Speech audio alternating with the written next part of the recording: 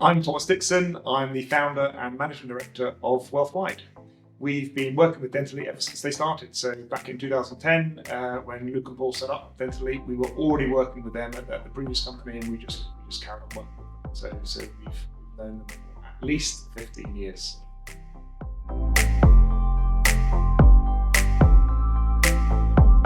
The biggest change, there's kind of been quite a few. The first is that we had a lifetime allowance of 1.8 million back then, and that's been now abolished.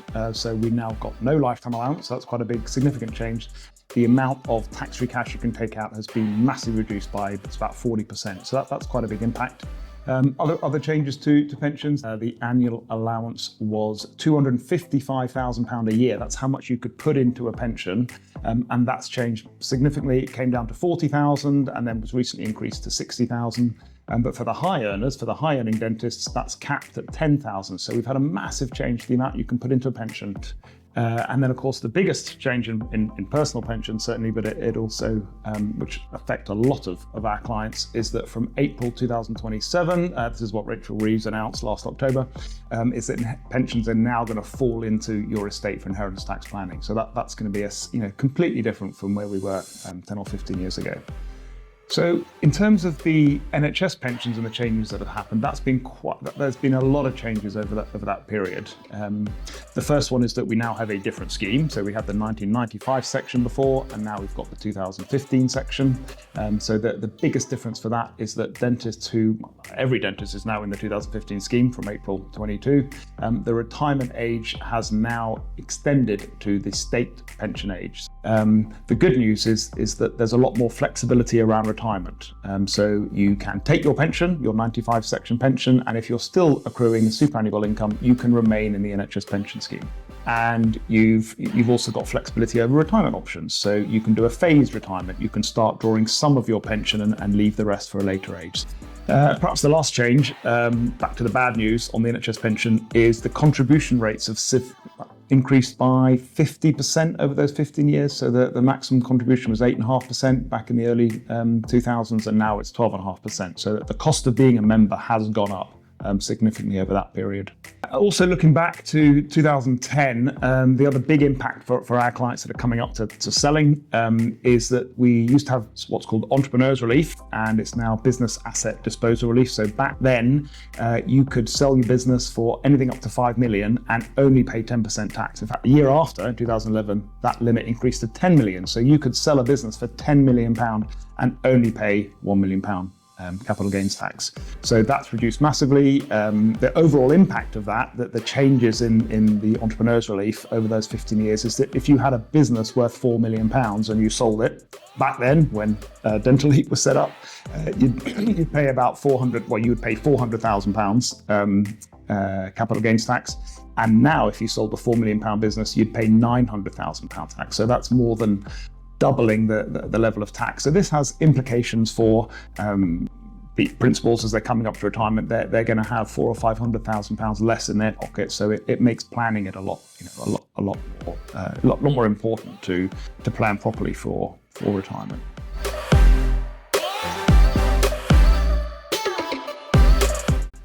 So in terms of how corporate dentistry has played a role in the changes of the last 15 years, I'd say it's been, in one respect, it's really positive in that it gives a lot of our clients a clear, structured exit that they know that they can exit at some point. And especially with the points I'm making about the NHS pension, it's that you get less for your contribution. It's increasingly important that dentists can get a good exit value from their practice. That is going to be, for a lot of people, that's going to be their retirement fund. So having a corporate model where there is a likelihood that someone can come in and buy your practice and give you a good value for it, and perhaps allow you to stay on as associate during the deferred period, there's been a positive aspect in terms of our clients.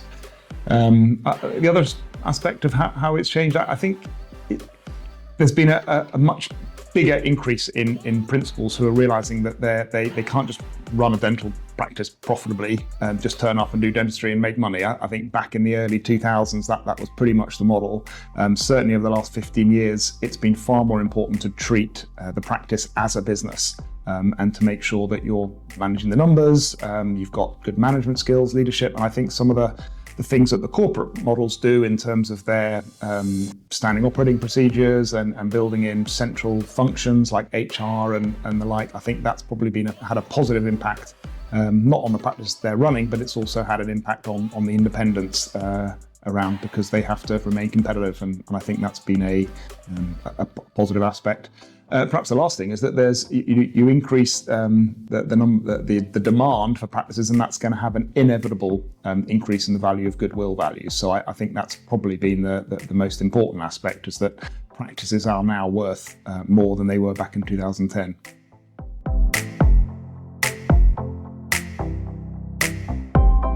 I think they've become what I would call a trusted advocate for dental principals. For principals who run their own practice, they know that they can trust Dental Elite for a realistic valuation, so helping them understand what it is that their practice is really worth, and then helping them with a decision. Do they exit? Do they grow? Do they take on a partner? And it's helping.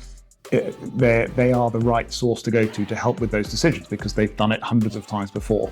And I think that to build that kind of reputation perhaps takes 15 years. And I think that's part of that's a key part of what they've done. The other thing I've done, which I've actually got with me here. So the other thing they do, which is these goodwill reports, which is always close to hand. But publish it, I don't know how long it takes for them to prepare that every year, but it's a really valuable insight into what values are, but also all the commentary around that, so that principals can see the different types of buyers. And I think that's a really crucial step in terms of creating a benchmark, an industry benchmark, and I think I'd say Dental Elite have been pretty crucial in that. If I think back 15 years, maybe Dental Elite have always worked on the EBITDA model, I don't know, but if I think back to a lot of the sales that were happening back in 2010, it was pretty much based on a multiple of turnover. So, if you turned over $1 million, you'd get anywhere between 800,000 and 1.2 million. It was just based on the turnover. But we've seen a significant increase, which I think Dental Elite have definitely been a big part of that, of changing it to a much more EBITDA dominated metric, where it's actually the profitability of the business which is going to determine the value, and I'd definitely credit Dental Elite for putting that.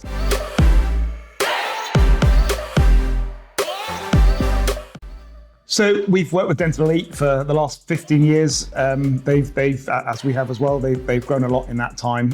So the reason we always refer clients to Dental Elite to get a valuation and look at a sale is they're certainly the industry leaders, and there's reason for that. They've got a great team behind them, and they do what they say they're going to do, and they help clients get realistic sell values. The whole thing works. So that's why we've worked really closely with them for the last 15 years, and I hope to do for the next 15 years. There's another reason for having a good relationship with them is they are easy to have a good relationship with. I think it's, for us as kind of partners, but as kind of professional associates, it helps to work with people that you get on with and you like, and pretty much the whole team at Dental Elite, we get on really well. They're really easygoing, and which is important to us, but I think for if you're a dentist considering selling your practice, the whole process, albeit everyone's working as hard as they can, it can take 6 to 9 months, and often longer, depending on the buyers and CQC and all that. And if you think about the last year or two of your career, you really want to make sure you're spending it with people that you get on with and that you like and that you respect. And I think that's certainly at the end of your career, when you've certainly earned it, I think it's important to work with people that you get on with and you like and have a good relationship with. And certainly my experience at Dental Elite is that that's the case, and they're good fun and easy to deal with, and perhaps most importantly do what they say they're going to do. So I like that.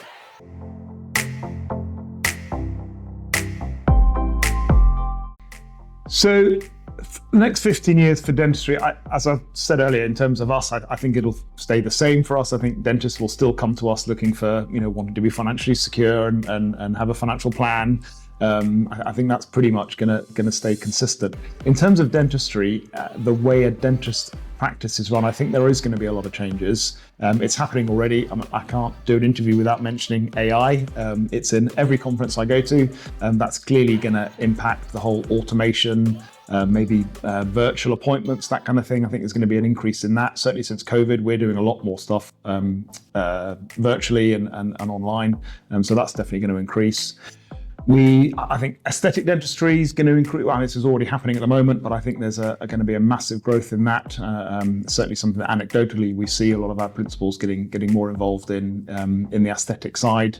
I'm wearing aligners now, so people in their 50s getting their teeth straightened, people more worried about their cosmetic appearance and having a budget to do that. I think that's going to carry on. Digital labs, I think that's definitely going to be a growth in the future. We've got one client who's got a lab, a digital lab, and he already thinks that it's worth more than his fairly significant dental practice. So I think this is definitely a growth area in dentistry. I think patient demand, patient expectations is going to continue to rise. They're going to want more transparency. They're going to want more involved treatments. I've mentioned the aesthetic side. I think maybe the demand for the times that they can be seen, sort of evenings or weekends. Certainly the consumers seem to be more litigious now than they were 10 or 15 years ago, and I think that's a trend that's going to carry on. We've seen over the last 15 years, I would say principals are working as hard as ever, sort of 5 or 6 days a week. I think with the increasing costs and inflation, NHS asking people to do more for less, I think principals have never been busier. What we've seen with our associate clients is that they tend to much more work part-time, so they're working 3 or 4 days a week rather than 5 days a week, which we think is great. As a lifestyle financial planning business, this is what we like to talk about and promote and encourage people to live the life they want. Well, if they've got the financial resources to do so and they can be financially secure in the future, why wouldn't you work a bit more part-time? And that's certainly something we think is going to continue happening in the future. So if you can earn a reasonably good salary, pay your mortgage and go on all the holidays and do all the things you want to do and prepare for retirement and only work 3 or 4 days a week, I think that's a trend that's going to increase. So I suppose the other aspect is, having already talked about corporate dentistry, is what's going to happen in corporate dentistry versus independent over the next 15 years. Obviously, I don't have a crystal ball, so I can't predict. But corporates are on the rise. There is likely to be, more corporates will come into the market. They like the sector. They like the opportunity of the potential for private dental healthcare is enormous.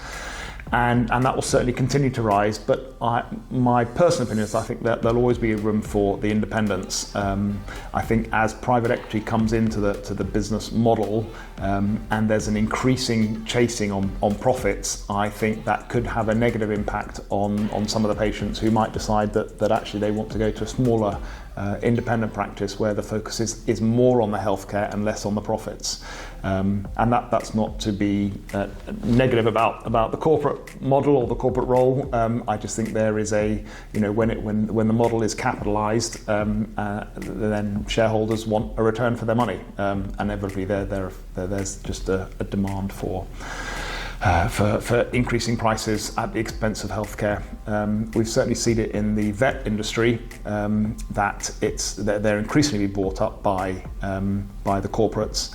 And there's been some backlash fairly recently I've read about in the press where you go to a vet and with your pet, and it's all about how much money they can extract from your purse rather than looking after the health of the pet. I don't think it's probably ever going to get that extreme with our patients' mouths, but certainly the corporate model that it risks that. So I think although there's going to be a rise in corporate industry and they're going to keep buying up the independents, there'll always be an opportunity for independents to set up squats and set up in competition and have an alternative that I think patients will flock to.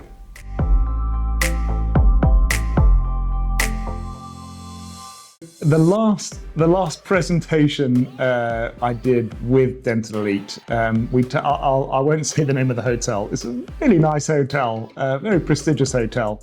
and they just weren't prepared for us at all. The funny thing is that, you know, the team at Dental Elite, they just it was just water off a duck's back. They invited the guests in, and the whole evening went smoothly. And we did our presentations, and it was really, there was no panic. It was just a very, very relaxed situation, despite the fact that the hotel hadn't quite got their act together.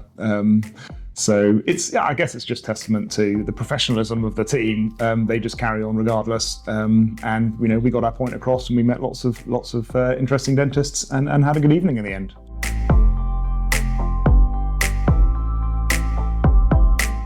So has anything surprised me over the last 15 years working with Dental Elite? I don't think it's a surprise, but maybe a reflection.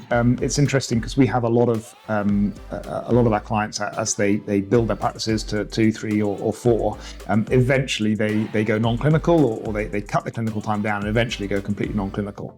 And that's pretty, although it's not going non-clinical, that's the kind of model I've seen Dental Elite go through, whereas Luke and Paul do less and less of the day-to-day stuff and move more into leadership, management, structuring how they manage their business and how they lead their business, and a lot of the valuations and the real work, the hard work, is done by their team, which is obviously it's not a surprise. It's just a reflection of, I think, a well-run business, and it's something that you know, a lot of our clients do, and it's certainly something that we've done as a practice as well, where you recruit really good people, you train them, and you develop them and grow them, and then you let them take on the work.